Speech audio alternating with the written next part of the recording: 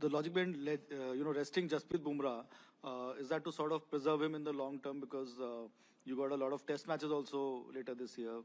I mean, from the England Islands. So one day World Cup, that obviously, like T20 was till the last World Cup, you're looking at trying to, we know how important he is, plus the WTC cycle, we've still got a chance to, if we play well enough over these next 9 tests. This one is not part of WTC, the Afghanistan one, but if we can have Jasprit play majority of those games and still keep him fit and healthy, it's always the thing. I mean, there's a lot of T20 cricket, you can always bring him back. Asian Games, he will be there. So yeah, the main aim is to try and keep him fit for the test and the one days. Is it a worry that you're 6th in the test rankings right now? I don't know whether worry is the right word, but we obviously need to improve our performances. I think England was good and the South African series probably, didn't go to plan, but we still have a chance if we play well enough, and we know we've got the players, but we've got to play better. I just want to interrupt here. We have 3 ODI matches also in England. That team we have not announced. That will be announced towards the later part of the Afghanistan series is over. Not part of any of the squads. Anything you can tell me? And the other thing is, you have developed a reputation of taking tough decisions. Was removal of Suryakumar Yadav from captaincy and Akshar Patel from vice captaincy, was it tough, or it was a straightforward call? With regards to Hardik first, he's part of the one-day squad right now in Afghanistan. Like Bumrah, we said, obviously, if we can get him playing well and keep him fit for one-day cricket, I don't think he's played one-day cricket for a while. That is at this point the main objective. We can always bring him back. It gives us also an opportunity to give someone like a Nitish Reddy a few opportunities with T20 cricket. So there will be a little bit of rest and rotation with regards to T20, but the main objective is to see if he can start playing well and stay healthy with 50-over cricket with the World Cup in a year and a half, around that sort of time. Gives us a lot of balance. The World Cup's in South Africa, if he's bowling well enough. And we'll assess how we go in the next few months. That's primarily the reason at this point.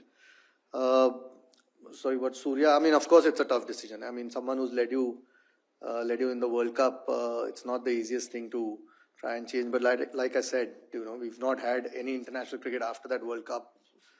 Partly the form, but partly also how we go forward is always at the back of your mind. And, going ahead with a new captain, in this case Shreyas, was in our opinion the right call. So, it's always tough when you leave somebody out who's just... Shubman Gill was vice captain leading into that World Cup when we made a call to, obviously have 2 keepers at the top, and he missed out. And Akshar Patel was vice captain, just replacing Shubman Gill. So, no, I think we again, like Shreyas Iyer, obviously you're looking at what's the best thing for the next 2-year cycle. And, Tilak, firstly, is a terrific player. Gives him an opportunity to learn the job as well, just in case if that need arises ever.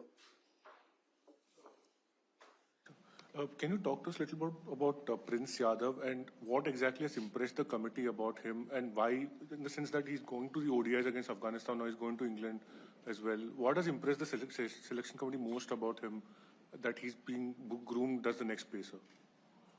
I think his domestic performance really, we saw him in Vijay Hazare enough this year and looked impressive. I don't think he played a lot of red ball cricket last year, but the white ball stuff was really good. And then to back it up in the IPL against really good quality batters, it's, when you play a lot of games in the IPL, it's always going to be up and down, particularly when high scores are, most teams get 200 for fun these days. So, can bowl under pressure, which is the first thing that you try and see if a guy can do that day in, day out. Has the skill set, obviously. Can move the ball, bowls towards the end of the innings.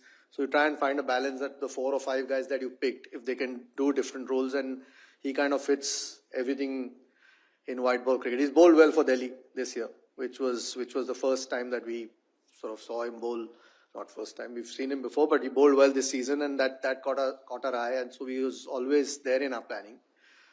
This Afghanistan series coming up gives us an opportunity to see what he can do in 50-over cricket, but T20 we've all seen that He's got the skill set. So again, like the guys that we pick, we're always hopeful. Ajit, queries. The first one, have you all considered the fact that the core remains more or less the same?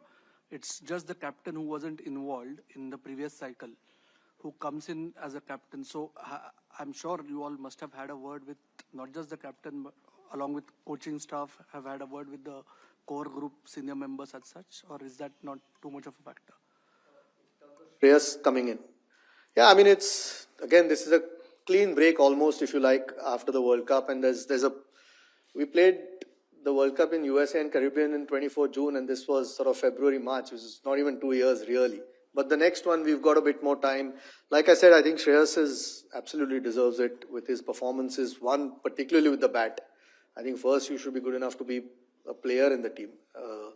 And then his performances as captain. And obviously, having won it once when Gigi was with him at KKR, and then a couple of really good seasons with Punjab. So, no, it's perhaps a little bit unusual that he wasn't, but he was very close to always being in the team over the last couple of years. It's just that Surya and Tilak, the spots that he bats, were there and he couldn't find a spot. So now that he's found a spot, I think like I said, he's earned it.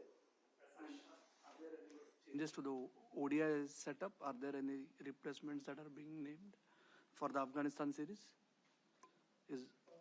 Replacements? Oh, yeah, I don't know. Have we not announced, no? Virat's replacement? Yes. Yeah, Yashasvi will be his replacement. Sorry, I think the official release was about to come.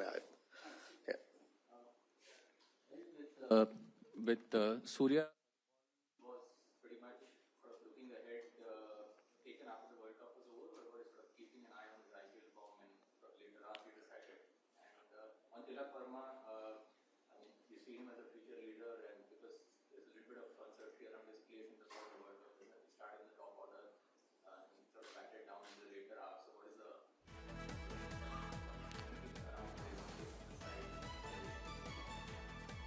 No, I don't think we have a doubt of his place in the team. I mean, he batted only 5 because we played 2 keepers, and then Ishan batted 3. So, everyone dropped down.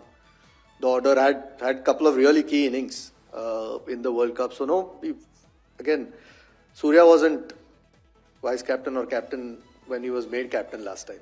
So after the World Cup in the Caribbean. So, no, again, being vice captain probably gives him a chance to learn the job a little bit as well. We don't have any doubts about him as a player, which is the first thing you look at. Sorry, what was the? Did you sort of were you watching his IPL form closely? Is that when you decided?